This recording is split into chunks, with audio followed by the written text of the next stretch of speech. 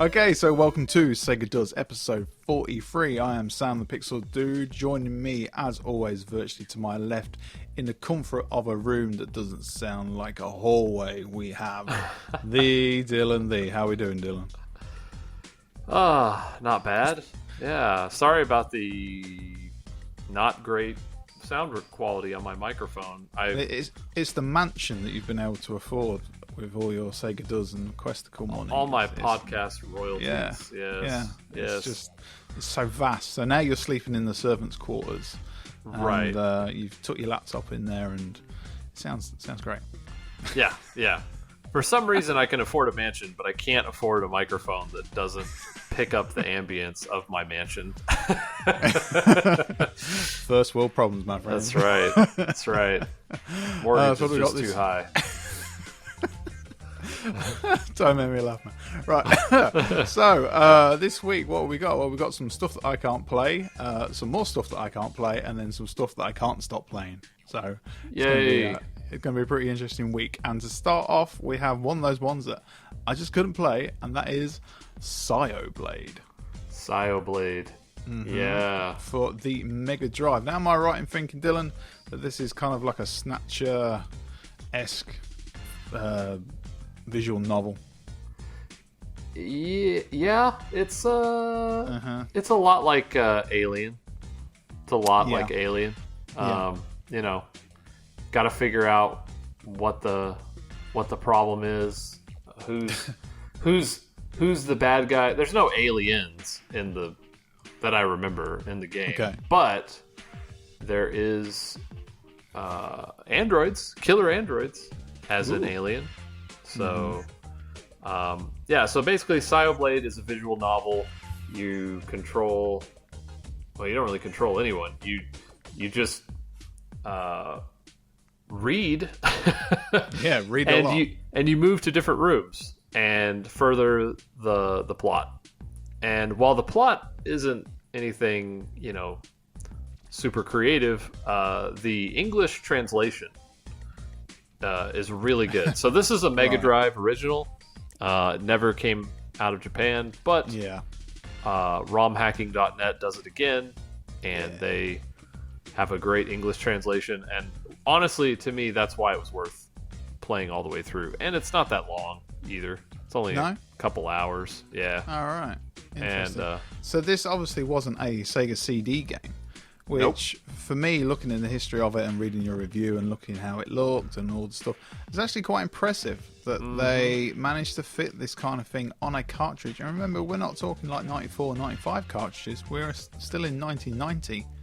And, early Mega Drive game, lots of, yes, they're static images, but they're detailed images, lots of text, lots of sound, very impressive on the technical side of things for me, even though it was kind of like a static visual novel kind of game.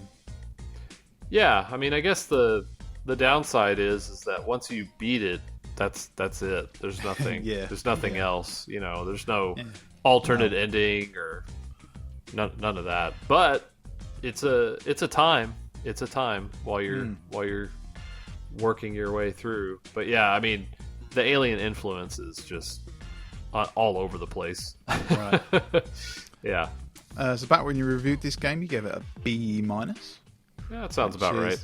Sounds about right. So what have we got here? Let's have a look at some comments. Comments from Fluxcore. I'm actually pretty tempted to try this. Didn't realise there were virtual novels on the Mega Drive. Same here. I knew there's a few on the Sega CD, but not on the actual Mega Drive itself, so this was a nice surprise. If it's as short as you say, rather than a 30-hour joint, could be quite doable. I love a good soundtrack too. Yeah, it's some Genesis music on this, on this game. Yeah, it's funny.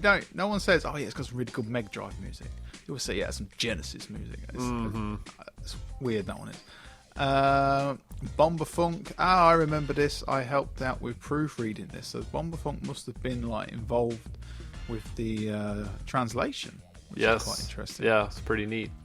Yeah, the guys who do that kind of thing, that's a dedication to sometimes you can create these ROM hacks and they get played by virtually every English-speaking person that wants to play the game. And then sometimes it can get played by 10 people and never get finished properly. You know, it's kind of a pick and choose. Depends if that game ever comes into the zeitgeist, or if the creator of that game ever becomes famous for something else.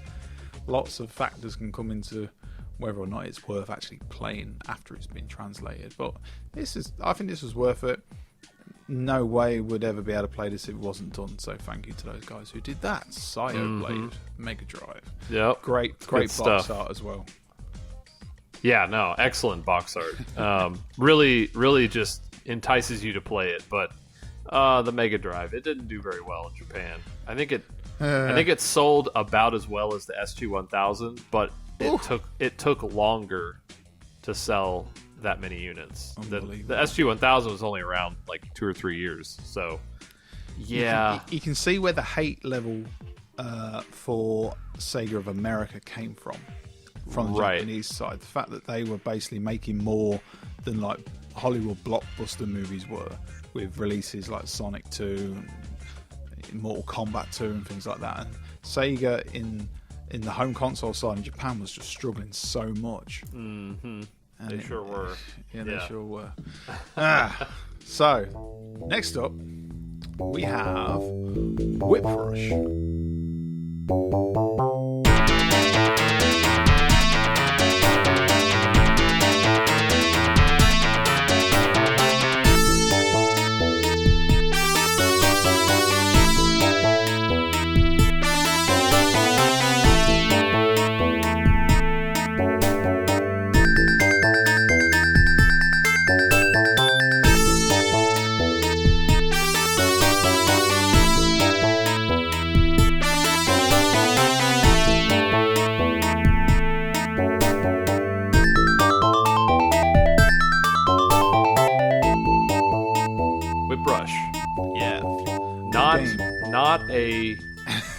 Not a soft drink from a fast food restaurant, which is what it sounds like to me. It sounds like you got to try the new Whip Rush, man. Or a drug. I guess it could be a drug too. Yeah, what's the drug in RoboCop 2? What's it called? Oh, I don't know. I don't remember. I can't. It's going to come back to me halfway through this episode. It will. What's it called? It'll come back. Right. Okay. So Whip Rush again. Fantastic box art. The same in the West as it is in the East. Yep. Those rare moments when that happens. Yeah. It's very, very, very good. So middle of 1990 for the Japanese release. A bit later on, still 1990 though for the US release. This is a side-scrolling space shooter. They have started. They have started and they will not stop. And for the next, here for it. For the next, you say that now, but for the next year, on the site, it is nonstop space shoot. And when we get to, there's one game in particular, I won't say what it is. When we get to the game, you'll know, because I've reached my limit. Like I can't, I don't want to play anymore. But Whip Rush is not bad. No, it's not great. Early space shooter on the Mega Drive. It's not right. Why don't you explain what Whip Rush? Yeah, see, you can't even say it fast. What Whip Rush has to offer? Yeah. So Whip Rush is I wouldn't say it's a fully fledged 16-bit side-scrolling space shooter. There's a sentence: 16-bit side-scrolling space shooter. Ooh. Yeah. Did I go to broadcasting school? No. But it's nearly a fully fledged 16-bit side-scrolling space shooter. You can tell the designers have got all this extra stuff they can do, but they're still figuring their way around it. One of the interesting things this game does is the scrolling. You can be scrolling from left to right as you expect, then all of a sudden you'll start scrolling down the screen, and then you'll start scrolling up the screen. And that has been done before in it has been done before. I'm trying to think in timelines, but maybe not done before. Has been done in side-scrolling space shooters. Let's say that. I always forget what time frame I'm talking about. Yeah, it's difficult. But usually it's like that through the whole level. whereas this changes like mid-level, which is kind of interesting. We've also got, I might be wrong, but I can't be that wrong because there haven't been that many of these. The speed gauge is here. Yeah. And very prominent and actually very necessary. Not something I'm very familiar with side-scrolling space shooters, because I've basically played as many as I have in this project. So I played like R-Type on the Amiga in like 93, and I played R-Type Delta on the PlayStation, and that's about it until we started doing this. So I'm like growing with these. So as they get better, I'm getting happier, and I'm probably, by the sounds of it, not going to hit a wall. Well, I am going to hit a wall, like you say. It's colourful. It's not quite smooth. To be honest, was expecting a little bit more on screen at once, because I think that's more because I know what the Genesis can do, and we're really going to find that out in 3 games time. And yeah, it was a good, solid. If you had an art project at school and was like, what is an atypical side-scrolling space shooter that's not flashy, just a very basic thing, this is it. I was quite impressed, actually. Yeah, the thing that I really appreciated about this was the fact that you could speed up and slow down at any time by pressing A. Yes. And the reason that's a good thing is because up until this point, most shoot 'em ups had you had to collect speed upgrades to like speed up your vehicle or whatever. And this was just like, forget that, we're just doing power upgrades, and it just makes the experience, you just don't have to think about it, and so it makes it nice. Now personally, I played this game a while ago, and it's one of those games that I remember the name Whip Rush because it's kind of ridiculous, but I couldn't tell you like the bosses. I couldn't tell you much of anything. It's just kind of, it's not very memorable. No, it's not memorable. Even though I only played it 2 weeks ago, it is a side-scrolling space shooter. It's not that side-scrolling space shooter. It's a side-scrolling space shooter. And right. It's very basic. Like I say, the biggest implementation that's new is the speed with the changing in scrolling. I didn't like scrolling up and down when your ship doesn't rotate. Because your ship doesn't actually rotate when you start scrolling up and down. It still stays in the horizontal position. It's like, oh, this is not really good. But yeah, it's just a very basic, very safe side-scrolling space shooter, which you gave a C. Yep. A lot of comments on this, so if you want to see the comments for this, I will read a few in a second, but you can always visit us at segadoes.com. Go to any page with any of the games that we talk about, or any of the games that are listed, straight to the comment section. There's no sign up, we're not after anything, we're not after your cookies. If you want to send us cookies, you can, that'd be nice. And yeah, just sign up, give us a comment. You will always get people commenting back. There's got a lot of interactions going on here. So Fiery Rain says NES shooters are pathetic aside from a select few. The system couldn't handle the sprite work, and they lacked depth and specific power. 16-bit was the golden era for spaceship shooters. I agree. You still haven't gotten to the good Thunder Force games, au contraire, and the Trooper Shooter series, slick level design, and the way to shoot in multiple directions. Yes.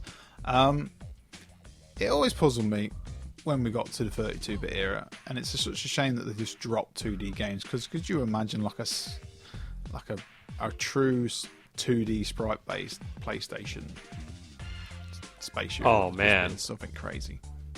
Well, I mean, the Saturn had a handful. Saturn was of where it's at. Yeah, like that. Yeah. The what is it? Radiant Silver Gun? Is that 2D? Right. It's or like is it 3D, 2D, isn't it? Oh, okay. I thought so, but I couldn't remember. But yeah, the Saturn did have some arcade ports of kind of older shooters. Like right. I think it was Darius 2, and supposedly they're really good. But we'll get there. Oh, we'll get there. Maybe we will. God knows how much they're going to be then. Right. Because they're not cheap. It's Treasure Games, wasn't it? That's right, isn't it? Radiant Silvergun. I'm sure it's Treasure. Yeah, Treasure. Yeah. Yeah, they're expensive. Great. Okay, next then. A game that is not expensive, not worth your time, and not really a game. Which is weird because it's called World Games.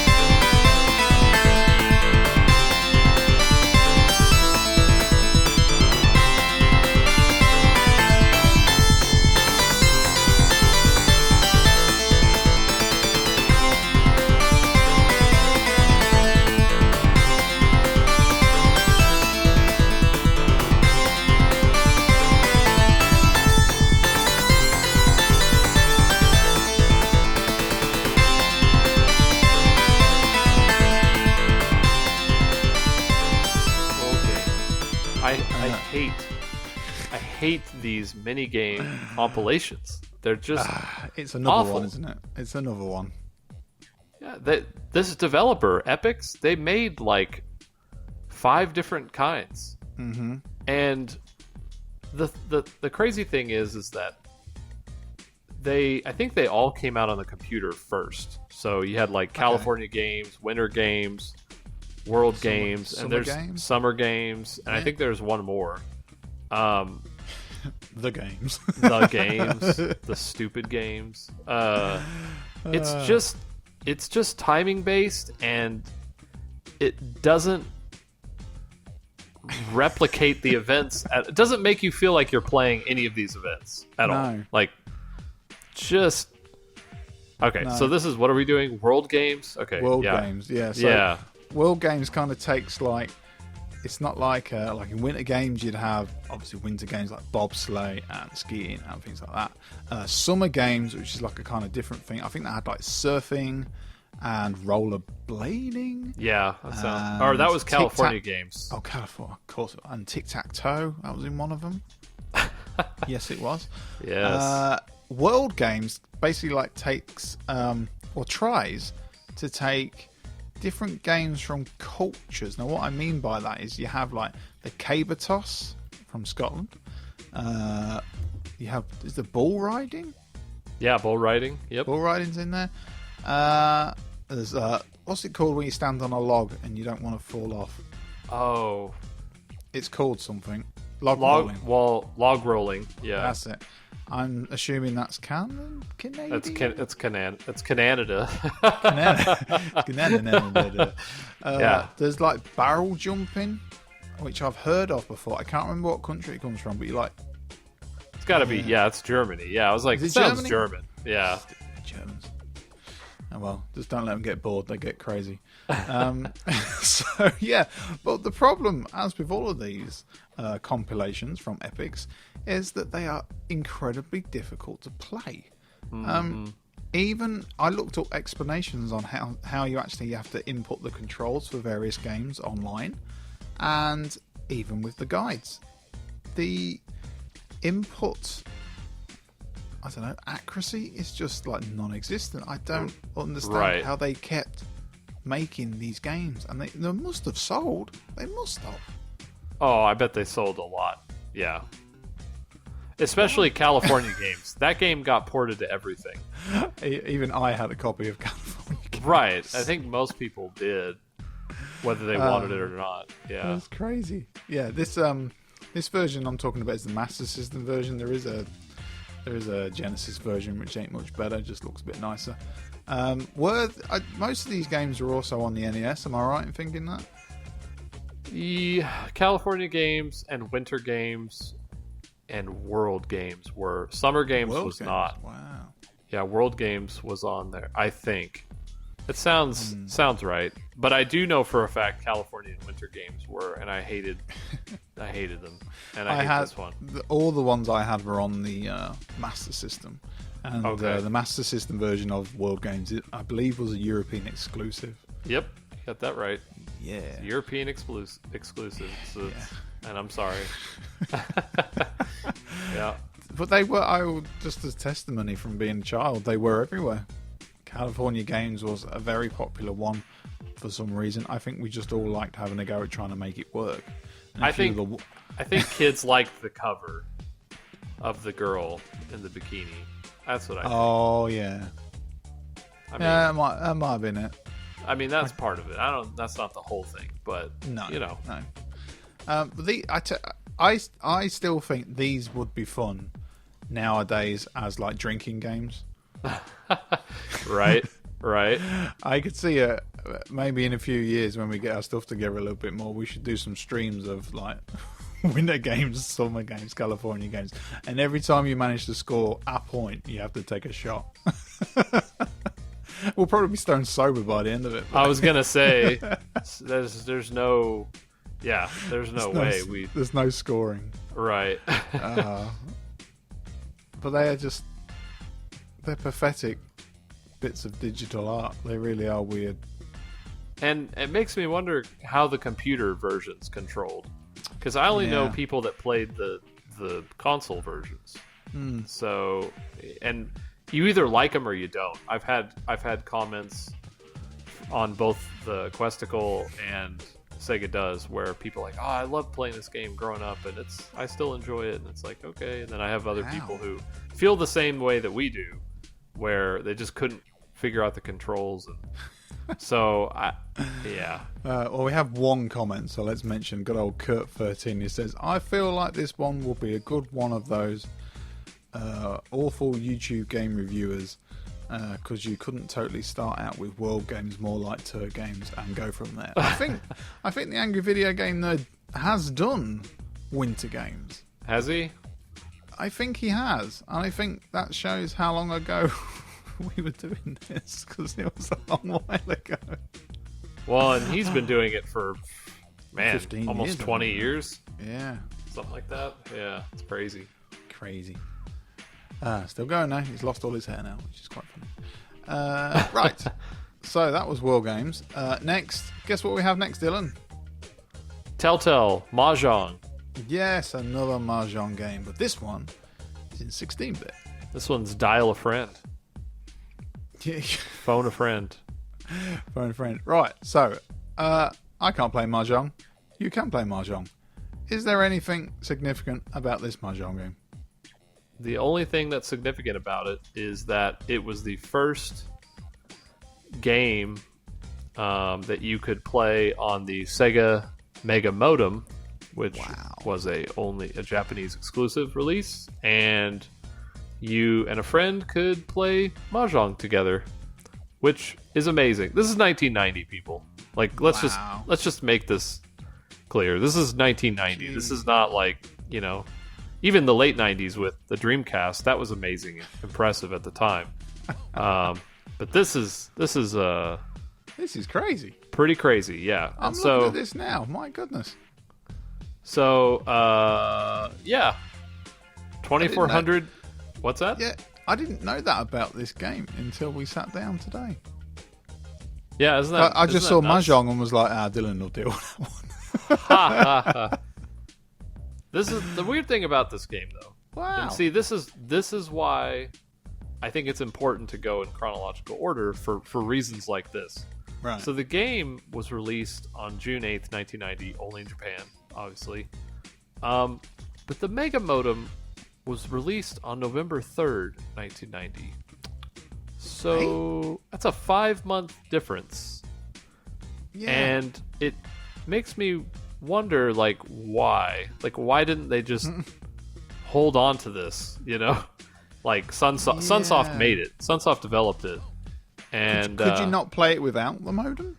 You could play the computer, which is fine. Yeah. I mean, it is the first Mega Drive.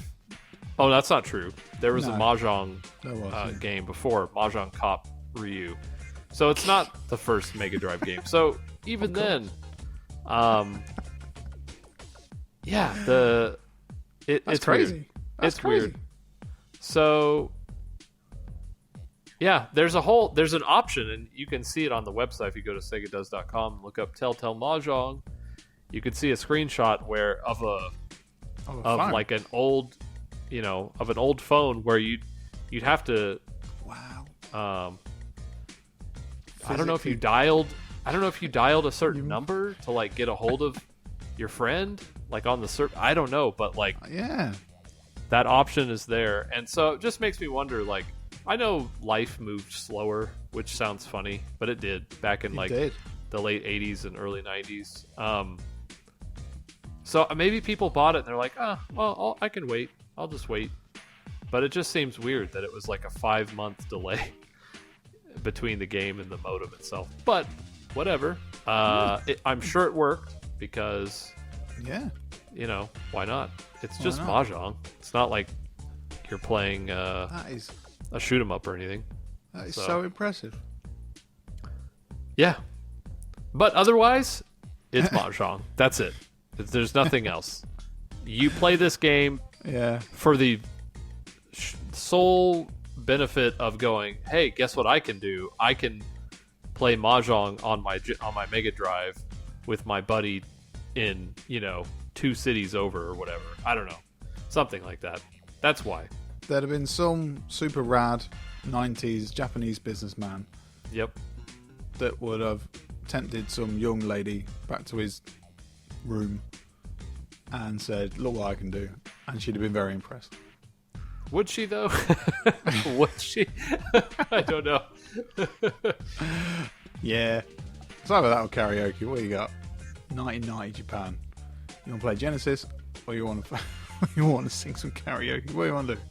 Or you can just get drunk and smoke a lot. That's probably what more. I think the karaoke would win. Yeah, I think. Yeah, okay, you're probably right. All right. Okay, right. She might have been more impressed if you'd shown her a copy of Thunder Force 3, because hot damn, yes. I was impressed. This is Sega at its finest.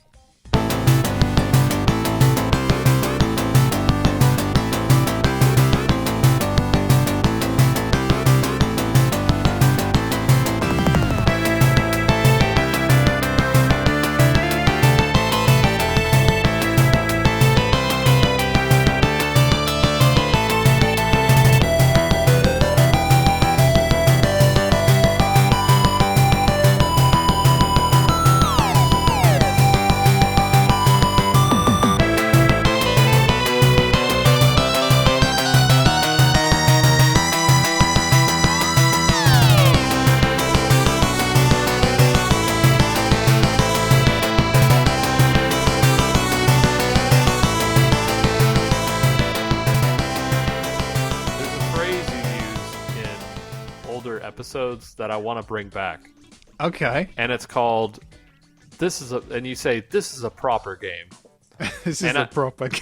And originally we used it for SG-1000 games because most of those were not proper games. They were just like, a screen of things. Right. Okay.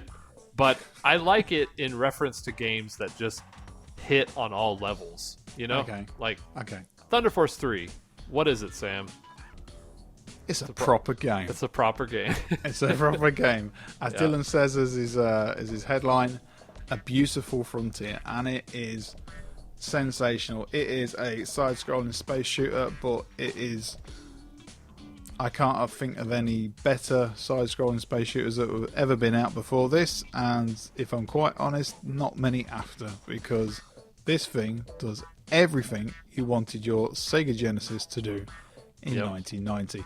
If you got this in 1990 after playing NES or Master System, it would have blown your little oh man your multi-technicolored balls off. It really would. It was unbelievable. This thing looks like it's a generation ahead of anything we've played so far right on the Mega Drive Genesis. It is just so impressive. I don't really quite know where to start. Everything from the presentation of the menus, to the sound, to the gameplay, to the bosses, to the levels, to the backgrounds, to the sound effects. Oh my!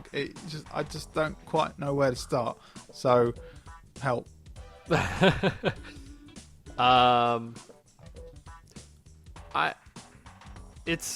I've noticed this recently with some games that I've been reviewing, is that there are games you play and they're fine and you have a okay time playing them or whatever, and then there are games that just kind of bring you into their world, like they're an experience. They're more than a game. It's just, and this is one of those. This is an experience. It's like we were just talking about Whip Rush not long ago. That's fine. It's not the worst game I've ever played. It's not the worst shoot 'em up. It's kind of what you would expect, honestly, from early 1990 shoot 'em up, where they're trying to figure out, okay, how do we program for the Mega Drive, whatever. But Technosoft, who developed Thunder Force 3, they'd been developing for the Mega Drive since, I think, at least '89. So only about a year, but they had already released Thunder Force 2, which was not the best, but definitely experimental. And then they released one of the best games probably on the Genesis, or at least one of the most landmark games, Herzog Zwei, creating the RTS genre, right? That's just pretty crazy. Console, yeah. So now they're just showing off. I mean, Thunder Force 3 just shows off. The lighting effects on a Genesis game. It's got pseudo 3D effects. Right. Yeah, you can select your stage at the start of the game. Go to different planets. You can play the game on different difficulty levels. How did you find that? Did you play through on different difficulties? I did. One of the things I also liked is it wasn't stupid hard. Right. And I think that's not because it wasn't intentionally trying to be hard. I think that's just down to the fact that it's so well, the control system is so well laid out. I've never played a game that used a 3-button setup quite like this. You could literally rest your thumb in the middle button, and every time you needed to change weapons, you could just slide it over, and you could. And every time you needed to speed up or slow down, you never had to take your thumb off that middle button. Right. And just the first time I realised you could just turn your thumb and do that, I was like, somebody thought about this. Yeah. This was designed like that. It has the speed up, slow down as Whip Rush did, but implemented better. The variation in weapons in this game just makes you feel like such a badass. Oh yeah. And the build up of power up on top of power up on top of power, and also like certain weapons upgrades you don't lose either. They stay in the bank at the top of the screen. But they reward you by increasing your output of ammunition, shall we say, or bullets or whatever. If you don't get hit, you will slowly get more and more upgrades. It increases the output you can do. When you hit, you don't lose. You don't lose the particular weapon upgrade you've found, but you will lose the upgrade that allowed you to shoot like three lots of those, or 4 lots of those, or whatever. So it punishes you, but not like terribly. You don't lose everything. Right. And it's so smooth. Mm-hmm. Oh, this is like Super Nintendo, eat your heart out. The levels aren't too long either. No, they're nice. not. They've got checkpointing in the levels. It's just like you can work your way to the boss, and if you've got 3 or 4 lives left, that means you get 3 or 4 goes at the boss. Right. It was unheard of before this time. It's just, I'm still playing it. I haven't beaten it. I'm not that. I've beaten 3 of the bosses, 4. Not all of them. I'm assuming that when you beat all of them, there is a final area and things like that. Oh yeah, I'm sure there is, and I will get there. But Zelda came out. It's just fantastic. I can't recommend it enough. It is pure Sega. What more do you want? Yeah. It's definitely one of the pre-Sonic Genesis games that I think could have sold the Genesis if shoot 'em ups were more for sure popular, right? I mean, outside of enthusiasts. But yeah, this is definitely one of those games that shows off what the system could do, and I think it's also why you're playing this one now, and we actually have one more shoot 'em up this episode, and it's like, but there's gonna be times where a good bulk of the episodes are shoot 'em ups, and you'll be thinking back to Thunder Force 3 fondly. Not that they're all bad, it's just that there's so many, and how do they distinguish themselves? Well, Thunder Force 3 doesn't really do anything new, but it does everything right. Yeah. It does just everything right. Like the environments, the level design, the feel of the game, like you said, the controls. Feels amazing. It just feels great. And then, of course, the music is incredible. So, yeah, it's... Now, there's a screenshot here on the website with some text in it. Where is that from? Is that from the end? Yeah, it's from the end. Okay, shall I read it? Yeah, go ahead. Okay, so this is British narrator voice. Here we go. I'll probably even screw it up. He denied the existence of human beings, and finally he exercised a program to kill the whole human race. This is definitely written by a Japanese guy. It was evidently human beings who had given him this idea. Therefore, human beings should think of the meaning deeply. Anyway, the war was over. Yeah, that line's my favorite. Anyway, the war was over. It's just so nonchalant. Yeah, I love it. It's great. It's great. What a great game. Makes the game better. Yeah, it does. Okay, let's have a look through some comments here. Flux, you know who you are. Thunder Force 3 is certainly up there with one of my favourite shooters, although I can't claim any proficiency in them. One day I'll actually get around to completing it. That's kind of where I am at the minute. Even if I can't play well, I can still appreciate it, especially the music and incredible soundtrack.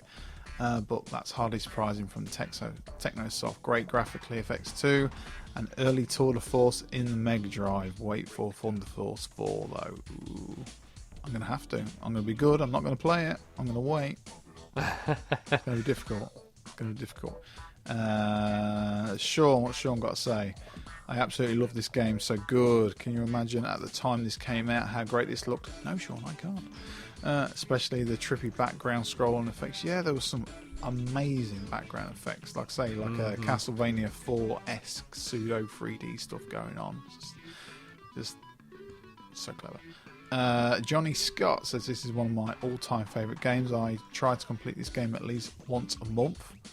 Okay. Wow. I can beat it without losing a ship 90% of the time. I'd watch that.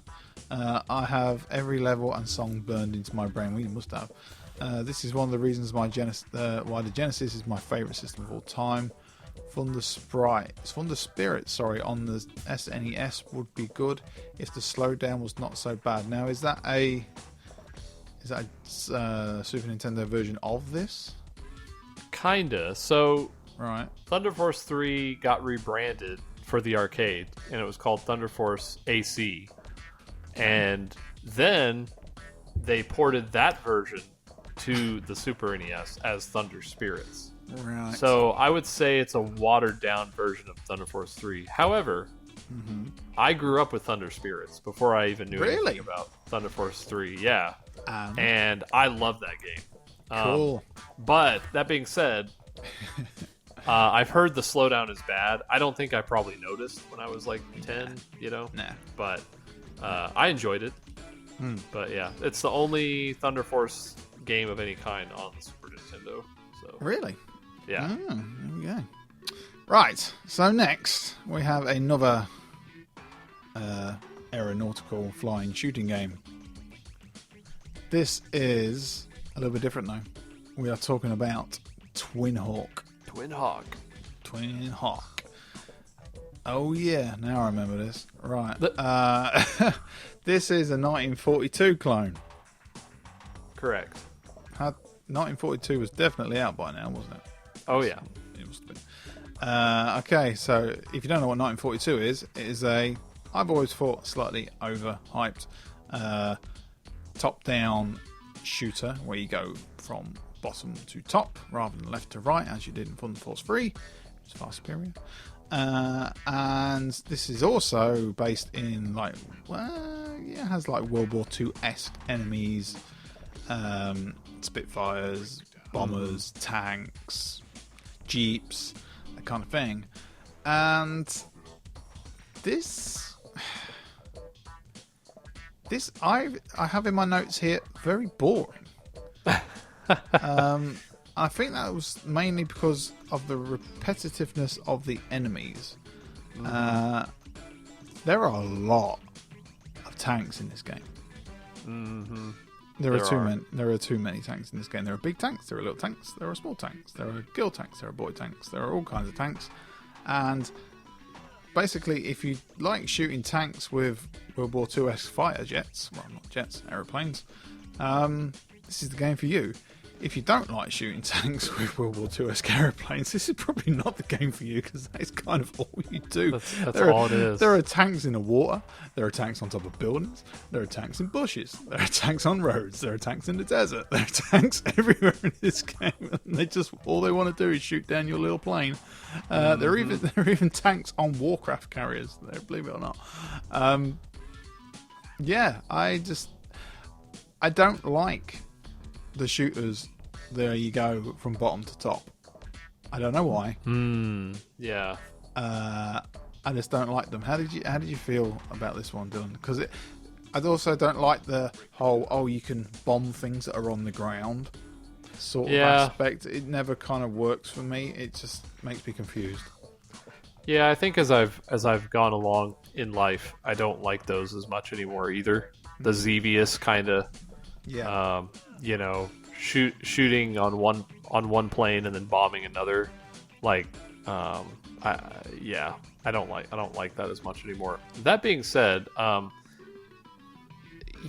gave this a B-, but as I'm looking at the screenshots, as I'm looking at it, I mean, I'd have to give it another whirl. I actually really like 1942, but again, I grew up with it, so maybe that's why I'm partial to this over, say, like Whip Rush or something. But yeah, it is a 1942-esque shooter. I mean, that's all it is. Like other games developed by Toaplan, like Truxton or Hellfire or Truxton. any of those Truxton. You have to beat the game at least twice to see the true ending. Zero Wing, which we'll get to in a while, you have to beat the game 3 times, which is just nuts. Yeah. I don't know. It's definitely just doesn't compare to Thunder Force 3 at all, and it has the misfortune of being near it. That being said, it doesn't have slowdown. No. It has no slowdown. Now, it does only use like 2/3 of the screen as well. True, and also it's not like it's not like the graphics are that spectacular or anything. No. It's fine. I think the best thing about it is calling out your battalion. What did you think of that? I thought that was interesting. That's like the wrong way to describe it is like a screen clearing power up. It's not. It's like you call your buddies in and they're around for as long as until they get shot, which is quite cool. Right. They obviously fill up the entire bottom and parts of the screen, so there is like limits of where they can go. They will eventually all get picked off. But, right.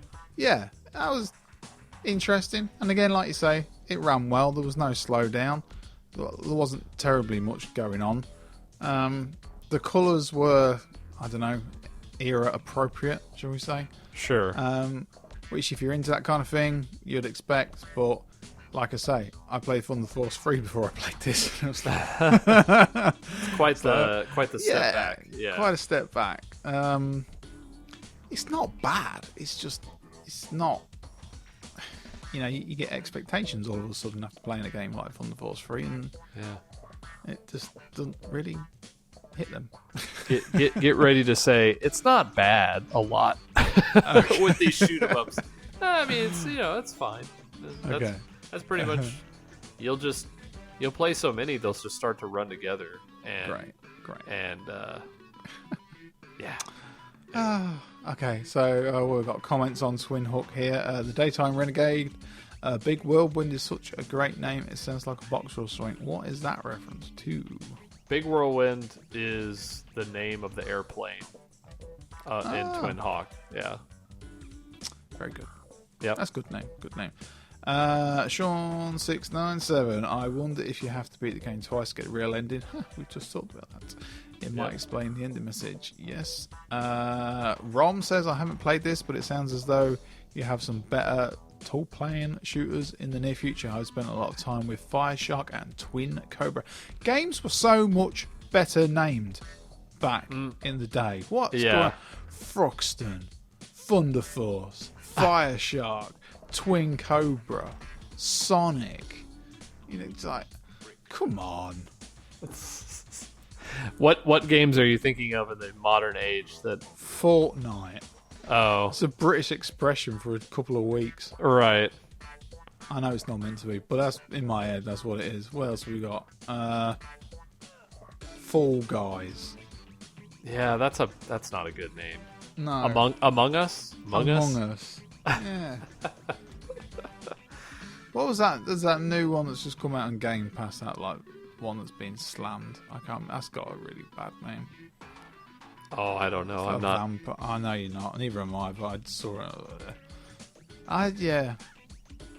Go back to naming games cool. Maybe we used them all up in the 90s. What do you think?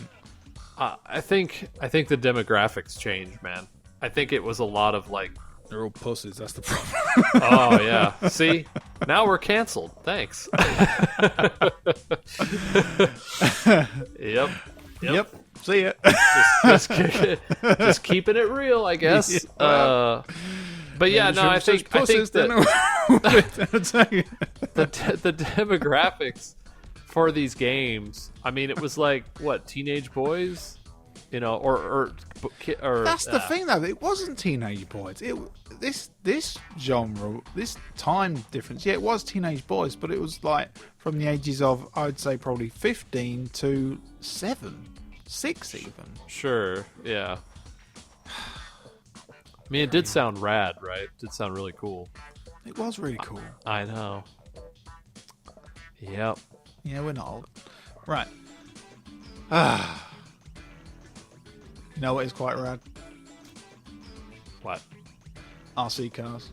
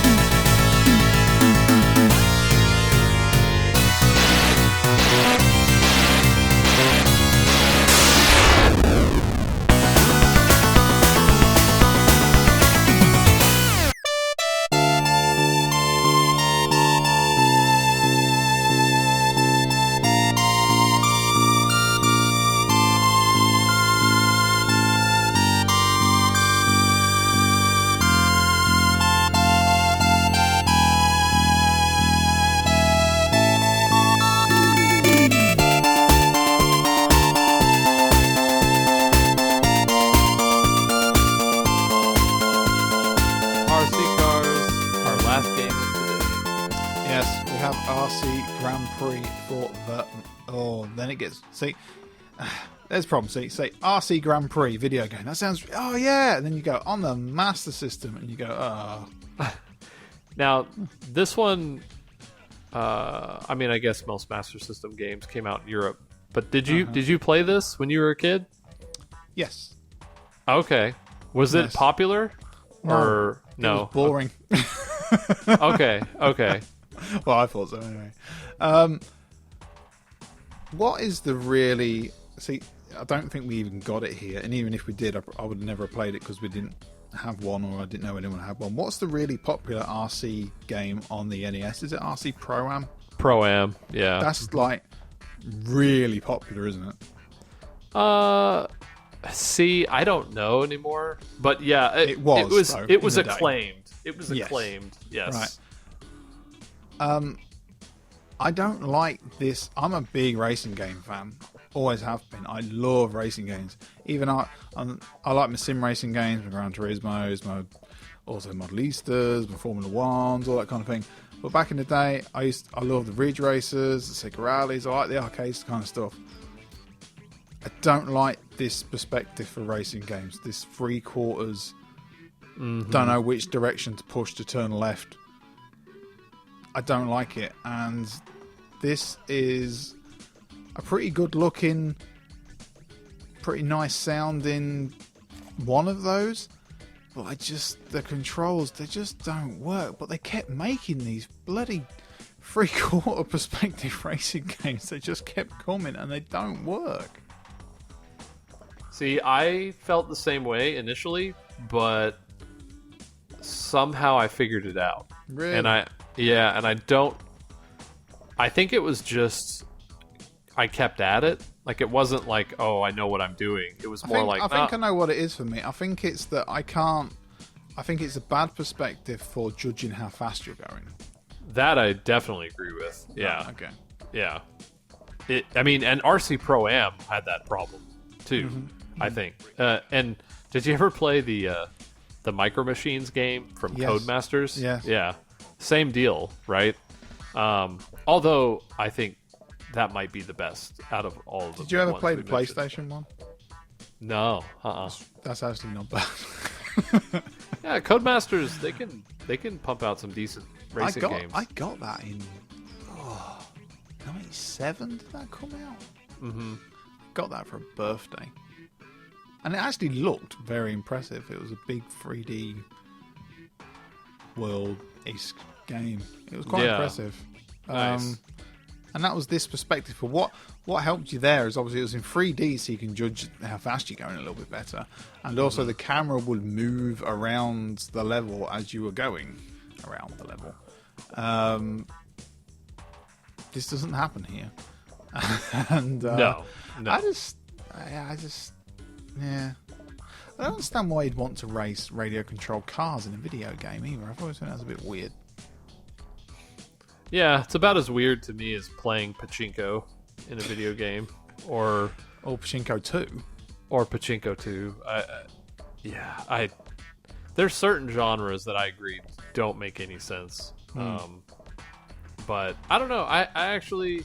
I was ready. I said this in the review. I was ready to slap an F on this bad boy because of the controls. Ooh, but I persevered, and somehow I was able to give it a beat to figure it out. I mean, I think I gave it that high of a grade because the fact that I figured it out. Most games, if I don't figure it out, I'm done. Right? Like, I'm not gonna devote tons of time to them. But this one, and I can't remember how long I played it, but I don't know, I kind of got hooked on turning and driving. I don't know. It was weird. Yeah, but I acknowledge it's weird. And honestly, the game doesn't look that great. No, it looks okay. That's one thing I didn't think was too bad. Yeah, I think it looks okay, but got this weird like salmon racetrack, Yeah, I don't know.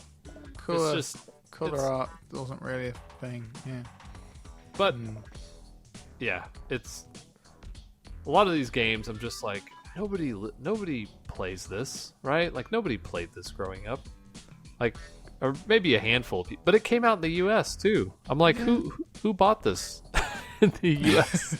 Like 3 people. No Japanese release for this, surprisingly. No. Not really into the RC cars. Japanese, more like building robots. Motorcycles. Motorcycle, or I don't know, motorbikes. I think it's probably better. Not like a Harley, motorcycle sounds better. Yeah. Motorcycle. Very good. Right. Sean697 says, strangely, I don't think I've ever heard of this game. That really surprises me. Which inclines me to believe it's 1990 or later, Looking through the Sega Challenger newsletter, which ended in December '89. There is no mention of existence of this game in the final 2 issues. I highly doubt it was an '89 release. Wow, Sean, you really, yeah, you were there, weren't you, man? You were there. What else we got here? Kurt 13. Man, RC cars sure were big in the '90s. Yeah, I don't remember them being that big. I don't think it was a UK thing at all. I think it was definitely here. Yeah. There was. Why? You know, I don't know. Why were Pogs big? You know, it's like I don't. Because they were cool. Kids make sense. Kids make sense like half the time or less. I don't know. That is like the sentence you can say to a person which determines whether I want to talk to them or not. Is what? How do you feel about Pogs? Okay, then there's 3 answers. Okay, they were rubbish, they were great, or what are Pogs? And if the answer is what are Pogs, then I'm probably not going to get along with this. I loved Pogs, man. Pogs I loved were great them for about a year, and then like a summer. Yeah, a summer like it. But that summer was amazing, man. Slammers and stuff. Yeah. It was great. I took my slammer. I tell you what, there were very few things that caused as many fights at the school than Pogs. Oi, give me back my... Do kids say oi? I don't know. Am I canceled? Okay. Oi. Not in my part of England. It was more aye. Aye. Okay. Or, gotcha. Oi. I suppose oi.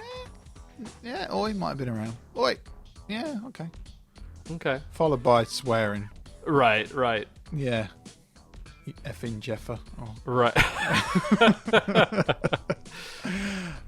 What caused more arguments than Pogs in the playground? Pogs, I mean, Pogs, Pokemon, the console wars, such as they were, at least here.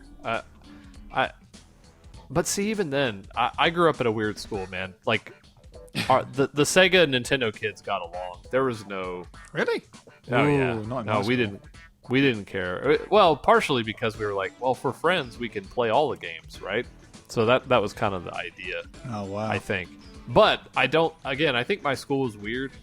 It was a small private school, so I don't know what a public school would have been like. It's so funny. I remember having like my Nintendo friends, and then all of a sudden, after one Christmas, there was like a blitzkrieg of Mega Drive owners. It was, oh my god, it must have been on offer, and everybody had like Sonic 2 and The Lion King and Aladdin. That's great. It's like, what are these games? I can't play them. I've got Mario.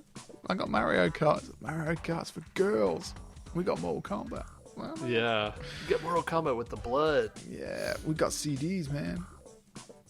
There's one kid who had a Sega CD. There's always that one who got the Sega CD and like. I mean, what games would you have? Sewer Shark and he had Sonic Night Trap. I remember he had Sonic CD. I think he had Night Trap. Okay. I wasn't allowed to play them. Because you were poor? Like why? Like what? No, you can't I touch wasn't my allowed. Sega Well, CD. he was at our school, but he was the older brother of a girl that was in my class. Oh, I see. I got you. So, and like in reality, I think he was only 2 years older than us. But you know, when you're like 11, that seems like they're like 10 years older than you. Oh yeah, absolutely. You know, he was growing hair and all these things, and he looked like he could drive a car. And you know, so it was like, oh my god, he's so old, and he has a Sega CD. That's my goal in life, is to be this guy. Some Play Earth from Jim Special Edition. Oh yeah. Yeah, that's a good game. I could talk about that forever. Right, anyway, so that was Sega Does episode 43. Yeah, if you like this stuff, please share the podcast around for me. That's what we want. That's why we've started again. You want to see more about Sega Does? Get your comments read out online. Again, visit segadoes.com. Leave comments. You don't have to sign up for anything. Just go to the bottom of the screen. Leave comments. It works great. I did one the other day. Works like a charm, and It would be nice. It would be nice to have the comment section alive again. I understand it's 2023, but I get it. But people still leave comments on YouTube, which I always find surprising. So yeah. So I don't think people are completely adverse to comments. It is not 2014, I know, but yeah, it'd be nice. I'd like a conversation or two. It'd be good. And we'll read them out. We'll read them out on the podcast. We do endeavour to read most of them out, and because there isn't many now, well, there won't be. Well, there is now, but on upcoming games, it'd be nice to get people involved in joining in the journey again and following us along. We understand. Oh, I'm sorry. Go ahead. That's all right. There are many various ways, wink, wink, you can acquire these games to play them. But yeah, it's just a very interesting little side project to have in the evenings. It really is. Yeah, and we understand. It's been a long time. We're all older now. We've all got various responsibilities. There was a pandemic. There was. But there was one thing that will always be true, Dylan. What's that? Pogs were cool. Pogs were cool. Yeah. Right. So until next time. let's get back to some sense of normalcy by playing old Sega games, right? I think that sounds good. When the world was better. When the world was slower and we were excited about Thunder Force 3 and sounds great to me. All right. Yep. So until next time. Until next time. Sega.